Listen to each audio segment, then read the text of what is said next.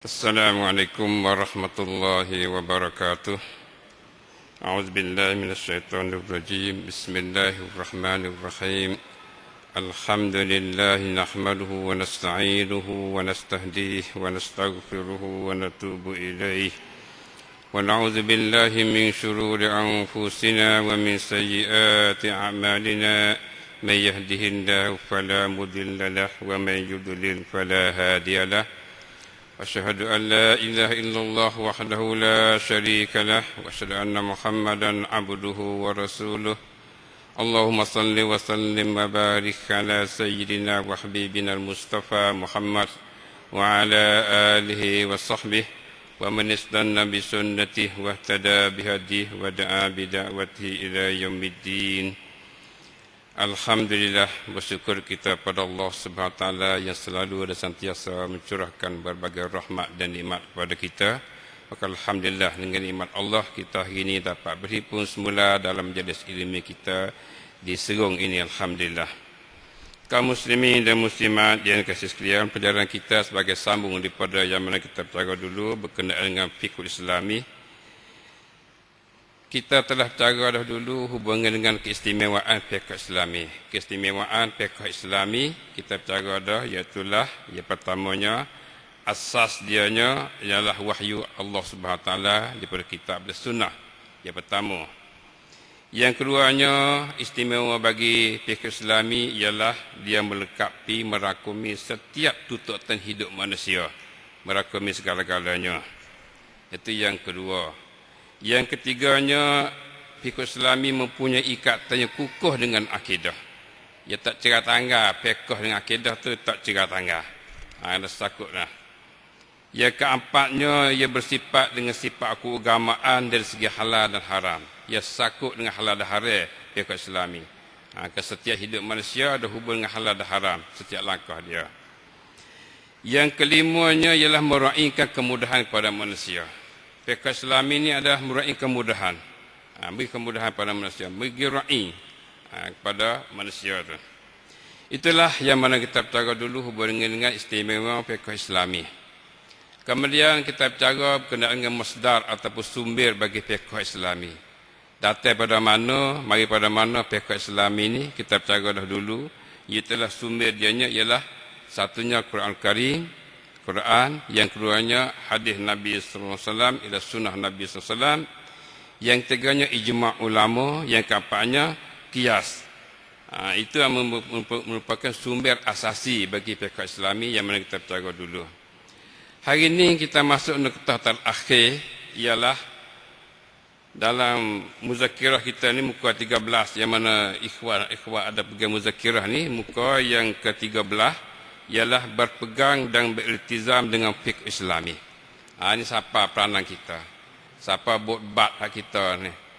Setelah kita tahu gambar kasar gitu gini bagi fiqh Islami, kaitu peranan kitanya, kewajipan kitanya, gapo dia? Inilah kata berpegang dan beriltizam dengan fiqhul Islami. Tajuknya. Manakala hukum-hukum fiqh Islami adalah bersumber kepada Alkitab dan As-Sunnah dan cabang-cabang daripadanya adalah ijma' dan qiyas, maka kewajipan dan tugas orang Islam terhadapnya adalah sebagai berikut. Jadi bila jelas pada kita dah kata fiqh Islami ni tempat tubik dia, tempat ambil dianya kitab dan sunnah, Quran dan hadis, dan juga ijma' ulama dan qiyas sebagai sumber yang telah ittifaq ulama. Jadi bila fiqh ni datang pada situ, kaitu kewajipan kita gapo. Buat bab kita, kewajipan kita, nati kita tu gapo dia pula terhadap fiqh Islami. Hak ni hak sakut ngah kita nak buat. Jadi inilah yang mana kita nak cara hari ini. Maka antara kewajipan kitanya, satu, wajib beriltizam dan berpegang dengan hukum-hukum fiqh pada setiap urusan hidup dan muamalat mereka. Wajib beriltizam, wajib kita iltizam, meletakkan diri kita pegang dengan hukum-hukum fiqh pada setiap urusan hidup. Setiap urusan hidup kita kena pakai hukum fiqh. Dan muamalat mereka, segala muamalat kita baik jual beli ke, menego ke, gapo ke, ikutlah segala kerja kita ni, kena sakutlah, kena iltizamlah, kena pakailah fiqh Islami. Kerana fiqh Islami ni adalah daripada Quran dan hadis, daripada ijma' ulama, daripada qiyas yang sahih. Kalau gitu, ini hukum tahir. Bila hukum tahir, kita tu mestilah iltizam, mestilah bersepakai, mestilah berpegang dengan fiqh Islami. Segi pakaian fiqh Islami, segi makanan fiqh Islami, segi kedudukan fiqh Islami. Ya sakut dengan hal haram bagaimana kita cara dulu. Nak lari tak boleh lah kita ni. Itu dia. Ini adalah kewajipan kita yang pertama. Iltizam dan berpegang dengan hukum-hukum fiqh pada setiap urusan hidup. Setiap urusan hidup kita. Baik segi masyarakat, segi sangkum, segi politik, kemerang. Kena sakut dengan fiqh Islami. Nak tinggal tak boleh. Sebab itu hukum tahir. Sebagaimana firman Allah Subhanahu wa taala, ittabi'u ma unzila ilaikum mir rabbikum wa la tattabi'u min dunihi awliya. Dalam surat Al-A'raf ayat yang ketiga. Maksudnya, ikutilah kamu apa-apa yang turun kepada kamu daripada Tuhan kamu. Dan janganlah kamu mengikuti awliya selain daripada Allah. Masya Allah. Ini adalah perintah Allah Ta'ala. Ittabi'u ma unzila ilaikum mir rabbikum. Ikutilah kamu apa-apa yang turun kepada kamu daripada Tuhan kamu. Gapo tehmu turun lagi, mula ikut. Maka fiqh Islam ini adalah ambil pada hak tehmu turun. Kalau tu nak pakar. Nak turut lah. Nak turut Quran, nak turut hadis. Nak turut apa yang mana ulama telah menerangkan pada kita, mengikut ijma' mereka itu. Ini jelas pada kita. Dan janganlah kamu mengikuti awliya selain pada Allah. Jangan ikut pemimpin-pemimpin ataupun orang yang mana jadi ketua-ketua lain pada Allah Ta'ala. Ikut kena ikut Allah. Kalau pemimpin itu menyalahi hak tahir turun, jangan ikut. Kalau tak menyalahi, okey. Mana ikut tahir dah hak itu. Itu dia. Masya Allah. Ini kita kena tani dalam jiwa kita. Bagi kita faham benar ni insya-Allah. Sabda Nabi sallallahu alaihi wasallam, man ata'ani faqad ata' Allah wa man asani faqad asallah. Hadis riwayat Muslim 833 dalam dikung 1835. Nabi kata, man ata'ani faqad ata' Allah wa man asani faqad asallah. Maksudnya, sesiapa yang taatkan aku, maka sesungguhnya dia taatkan Allah. Dan sesiapa yang derhakakan aku, maka sesungguhnya dia derhakakan Allah. Ya, duduk situ. Maknanya, kita mesti kena ikut Nabi SAW. Kena taatkan Nabi. Ialah taat ikut sunnah dia. Ikut sunnah dia, ikut ajaran dia. Apa ajaran Nabi? Kita nak ikut. Maka ajaran Nabi itu kita dapat dah, para ulama kita telah istimak dah, ambil dah daripada hadis Nabi itu jadi hukum fiqh ni. Jadi kita ikut hukum fiqh yang mana datang daripada Nabi, berarti kita taatkan Nabi. Orang taatkan Nabi itu, Nabi kata, man ata'ani faqad ata' Allah. Sesiapa yang taatkan aku, maka sesungguhnya dia taatkan Allah. Siapa taat pada aku, berarti taat pada Allah Ta'ala. Karena aku ni adalah kamsan pada Allah. Allah turun pada aku sampai pada kamu. Muta'at aku, berarti muta'at pada Allah Subhanahu Ta'ala. Dan sesiapa yang derhakakan aku, maka sungguhnya ia derhakakan Allah. Siapa derhakakan Nabi, tak ikut sunnah Nabi, tak ikut ajaran Nabi, berarti dia tu derhaka pada Allah Subhanahu Ta'ala. Nabi adalah Rasul, hantaran pada Allah Ta'ala. Nabi tidak ada benda daripada dia sendiri, dia ambil pada Allah Ta'ala untuk menyapa. Taat ke dia, taat pada Allah SWT. Itulah kaum muslimin dan muslimat yang sekalian.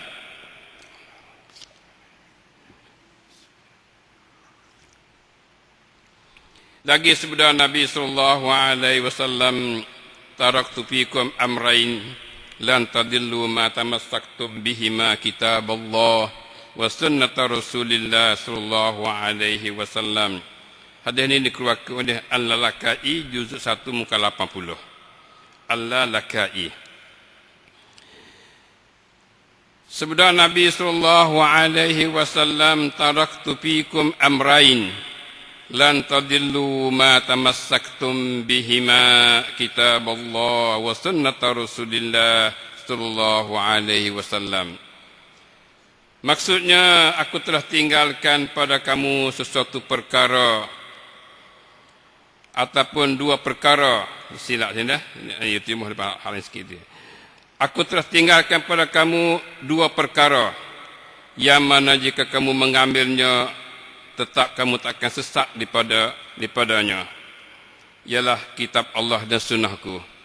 Jadi Nabi telah bagi pesan ni ataupun sebuah wasiat Nabi dah ni. Sebuah wasiat Nabi ni. Jadi aku tinggal padamu dua perkara, Nabi kata. Dua perkara ni aku tinggal padamu. Mu tak akan sesat selama mu pergi dua perkara ni. Selama kamu berpegang dengan dua perkara ni, mu tak sesat. Ialah kitab Allah wa sunnati Rasulillah. Kitab Allah dan sunnah Rasulullah. Dua perkara ni. Ini dia Islam. Islam pada pokoknya dua perkara ni. Kalau itu, kalau mu pegang dua perkara ni, mu tak akan sesat. Ialah kitab Allah dan sunnah Rasulullah SAW. Inilah yang patut kita kena pakat-pakat faham bersama. Bahawasanya kita ikut Quran itu adalah kena pada tepatnya. Kita ikut sunnah Nabi, kena pada tepatnya. Jadi, bagi setengah manusia tu buat pada keliru pada kita ni, mengatakan kalau ikut Quran dengan Nabi itu nak sesat. Ikut Quran dengan Nabi, dengan sunnah Nabi itu nak sesat. Pakai zahir Quran, pakai zahir sunnah sesat. Itu adalah bagai buat keliru pada kita. Jadi kalau pegang Quran hadis, jadi puak lain, jadi kaum muda dan sebagainya. Jadi maknanya itu pahaman yang nak keliru kepada kita. Kita klik pada Islam sendiri ini, klik pada ajaran Islam, ini ajaran Islam Nabi ayat. Aku tinggal padamu dua perkara. Kitab Allah dan sunnah Rasulullah. Dua perkara ni kalau pergi dua-dua tak sesat. Bah kalau lah kita mari faham kata kalau pergi Quran dan hadis tu tak bakal ulama tu sesat. Tu silap kita tu. Dia balik dengan hak Nabi aja. Faham tu tak? Tu dia balik. Sebab tu masih lagi ada di kalangan kita ni silap faham.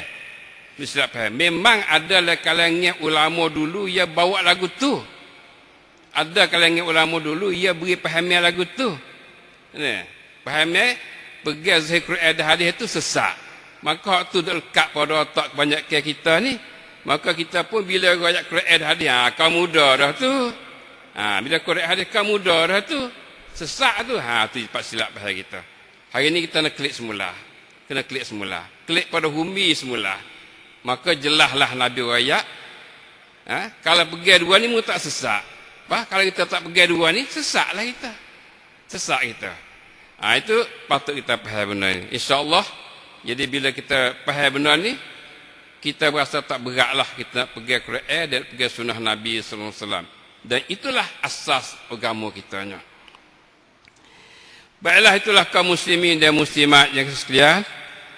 Perkara pertama daripada kewajipan kita dan tugas kita sebagai seorang muslim dengan fiqh Islami, iaitulah kita kena beriltizam dan berpegang dengan hukum-hukum fiqh Islami mengikut apa yang datang pada Quran dan hadis tadi. Itu yang pertama. Yang kedua, wajib mempelajari hukum-hukum fiqh. Ia kena mengaji. Jadi bila kita nak iltizam, kita nak pakai hukum fiqh tu dengan tubuh kita ni, kalau kita tak belajar, ia tak tahulah.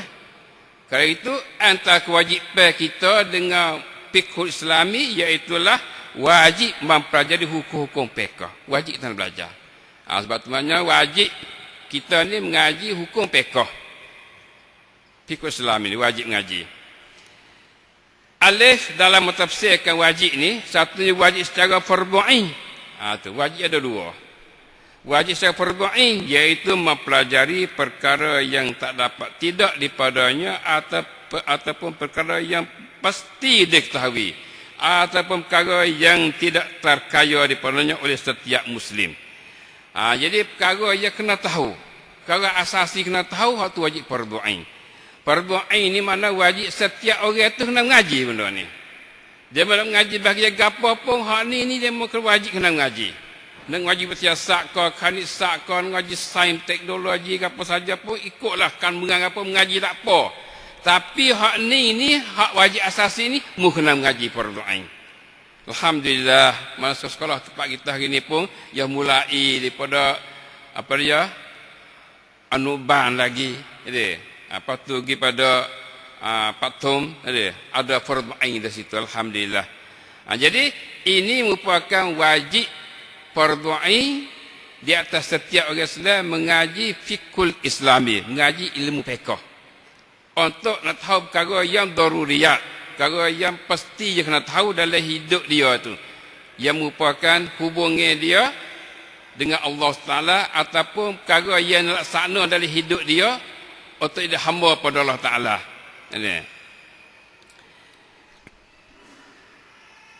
Iaitu perkara yang memboleh dia melaksanakan perkara yang wajib ke atas dirinya. Ini maknanya sakat teh hak wajib yang mengaji itu. Yang mengaji perkara yang boleh dia buat benda wajib tadi dia.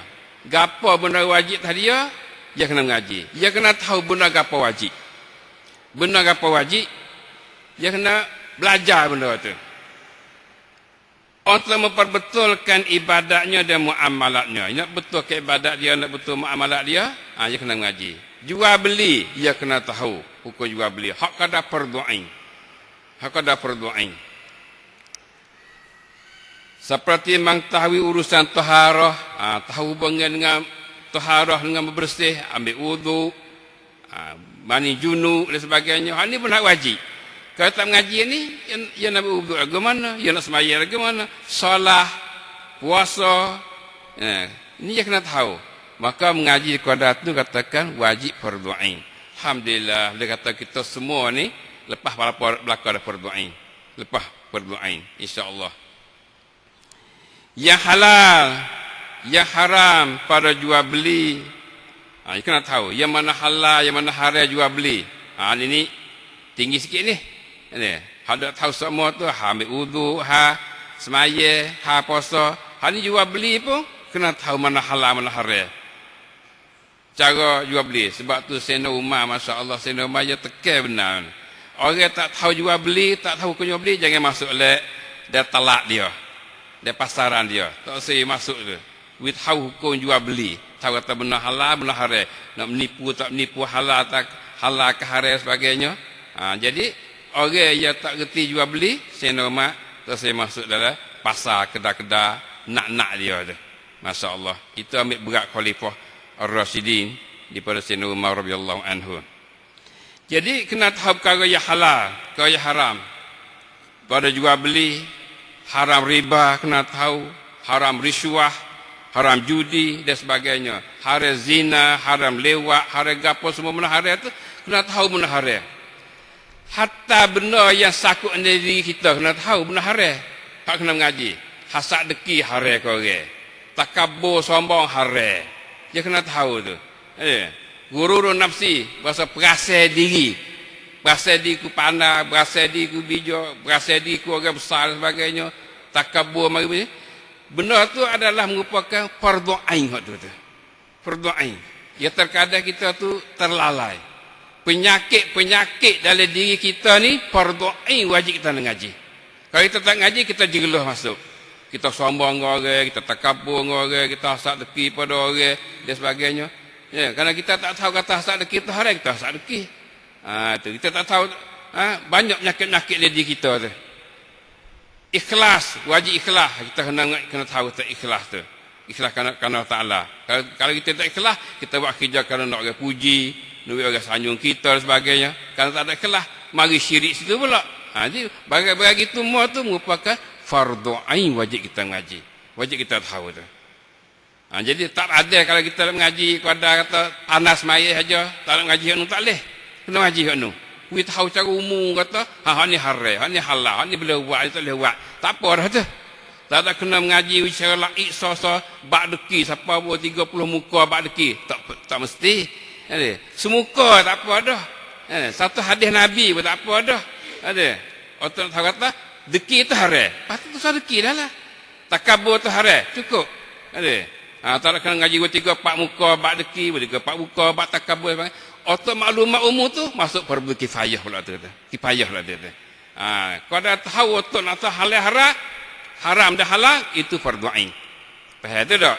Inilah kita kena kembali sikit. Maknanya belajar fardu kifayah, fardu ain ni bukan setakat tahu taharah, bersih, ambil wuduk, tayammum, sembahyang saja, bahkan sifat-sifat akhlak yang tadi pun wajib kita belajar juga. Itulah kaum muslimin dan muslimat sekalian sebagai wajib yang pertama secara fardu ain dan yang kedua wajib secara fardu kifayah. Masalah fardu kifayah ini iaitu perkara yang lebih daripada yang disebut di atas. Lebih pada sebut atas tadi itu fardu kifayah. Itu dia. Iaitu mempelajari perkara-perkara yang dihajati oleh manusia dan tak dapat tiada daripadanya pada menegakkan agama. Belajar perkara yang tak dapat tiada mesti kena ada benda tu, ataupun belajar perkara yang pasti tahu benda tu yang dihajati oleh manusia. Yang mana sangkum ataupun masyarakat manusia, masyarakat umat Islam tu perlu, dan perkara tu adalah menegakkan agama, maka wajib belajar secara fardu kifayah. Kalau tak belajar semua tak apa dah. Jadi, maka apabila dilaksanakan oleh segolongan orang Islam, gugurlah kewajipan itu daripada orang lain. Jadi kalau segolongan Islam belajar dah bab tu, orang lain tu luput dah. Misal seperti mempelajari masalah pusaka miras. Masalah saka bukan fardu ain. Adakah tiap-tiap orang tu kena tahu hak saka? Suami makan berapa, makan nisfu, makan robo, isteri makan berapa, makan sumu, makan apa semua tu. Semua orang tu tak ada wajib secara fardu ain dah. Wajib fardu kifayah. Ada seorang dua mengaji, sekampung kita tahu dah. Okey, tu email je kena tahu ini. Tu email ngaji susah tak apa dah tu ayat yang lepas dah rasa. Kalau tu email tak ngaji, tak tahu, lekat belakang kedai tu. Tu email pun lekat, makmum pun lekat kedai tu. Sebab dalam kampung kita tak ada seorang pun yang reti hukum miras, hukum saka. Nah, tu dia. Jadi merupakan itu fardu kifayah. Maka fardu kifayah ni ya banyak. Hari ni dunia berkembang luas. Segi sains, teknologi dan sebagainya. Maka keberhajatan manusia pada benda tu sangat berhajat. Kata orang Islam kena ada. Kita kena ada mengaji segi-segi segi kedeketuran. Sebab ini keperhajatan manusia nak ada ketua. Payaban wajib kena mengaji payaban secara fardu kifayah. Bukan semua orang ngaji payaban tak. Seorang dua ikut keperluan lah. Kita nak buka hospital, kena ada payaban, kena ada bomo, kena ada pesak ke apa. Tu kena wajib kena mengaji. Wajib kena mengaji. Seorang dua ngaji pun lepaslah fardu kifayah kita. Kalau tidak ada, maka kita tupai orang yang bukan Islam belaka, itu tak kena cara kita. Tak kena cara kita. Kita tak lepas fardu kifayah kita. Itu dia. Inilah kaum muslimin dan muslimat yang sekalian, hubungan dengan kewajipan yang kedua daripada kewajipan kita terhadap fikih Islami, iaitu wajib belajar. Sama ada belajar secara fardu ain ataupun secara fardu kifayah sebagaimana telah jelas pada kita tadi. Yang ketiga daripada kewajipan kita terhadap fikih Islami ialah wajib mengajar hukum fiqh. Ya kena dua lah. Hak ni dia wajib mengaji, pas nak ngaji dengan siapa? Yang kena ngaji dengan ngajar, maka mengajar itu satu kewajipan. Mengajar hukum fikih Islami itu kewajipan. Kalau tak mengajar kan tak tahu. Kena mengajar biar tahu. Itu satu kewajipan. Yang ketiga daripada kewajipan kita terhadap fikih Islami iaitu wajib mengajar hukum fiqh. Sekiranya seorang faqih ditanya tentang sesuatu masalah yang ia mengetahuinya, bila seorang faqih, seorang tok fiqh ni, seorang ulama fiqh, dia tahu reti hukum kan itu, bila orang tanya dia satu hukum, wajib ia menyatakan secara benar. Kena royak cara benar.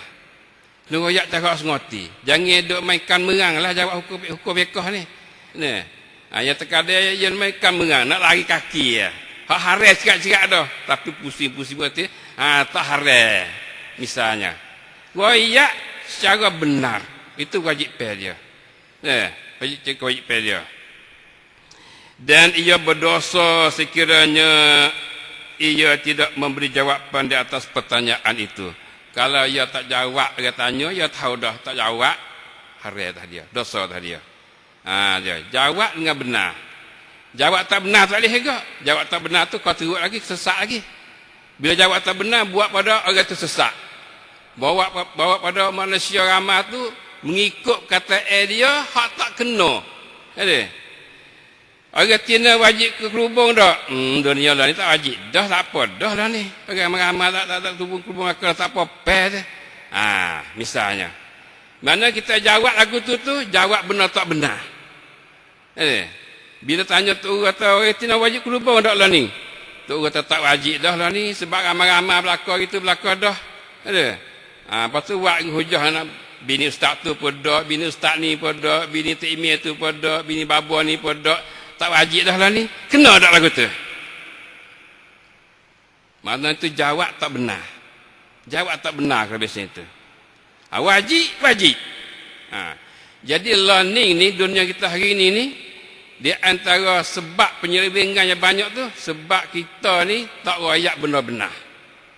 So, yang keluar tak berani nak royak. Bila tak berani nak royak tu, manusia buat lagu tu, duduk dalam tak kena tu.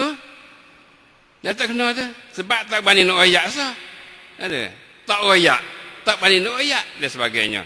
Ini benda yang dalam masyarakat kita hari ni. Jadi, kita sedarlah kata kewajipan kitanya ialah kena menyatakan benda yang benar. Sabda Nabi SAW,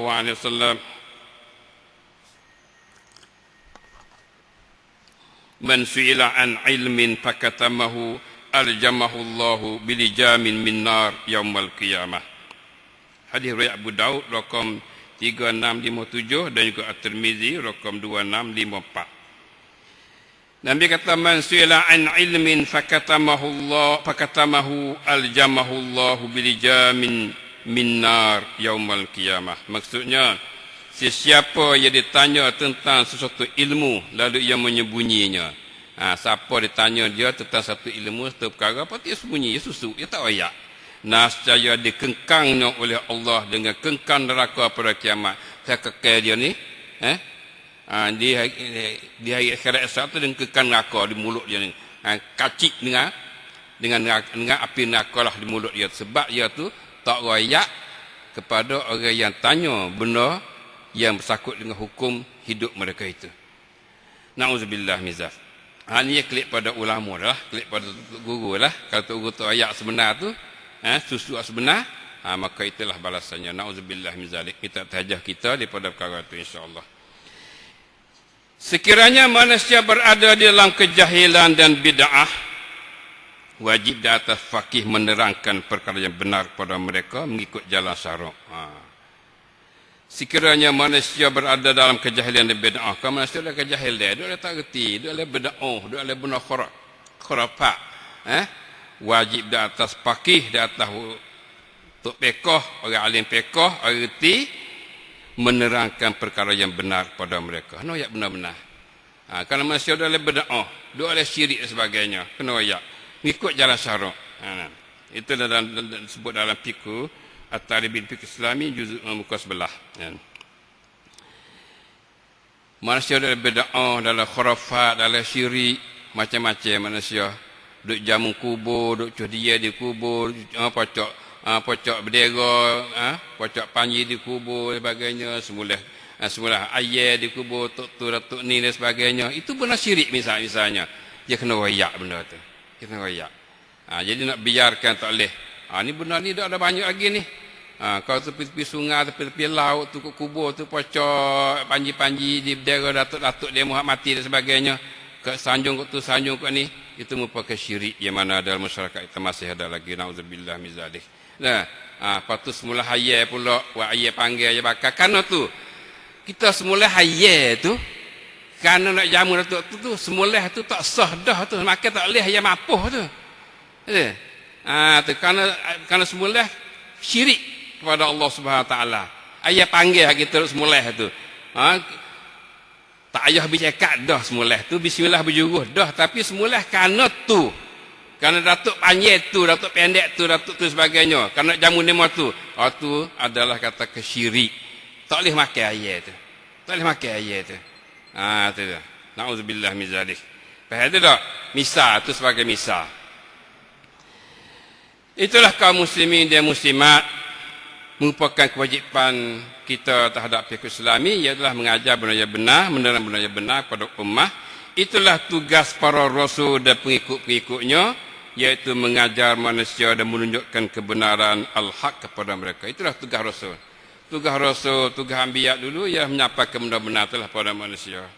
Firman Allah Subhanahu, ya ayyuhar rasul balligh ma unzila ilaika mir rabbik wa illam taf'al fama ballaghta risalatah.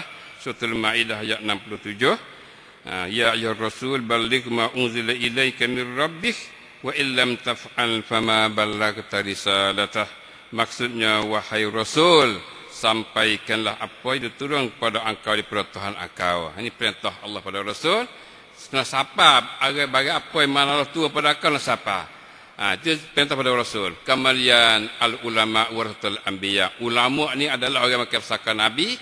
Nabi yang pusaka lahana, pusaka Nabi lahana, lah itulah ulama kena buatnya.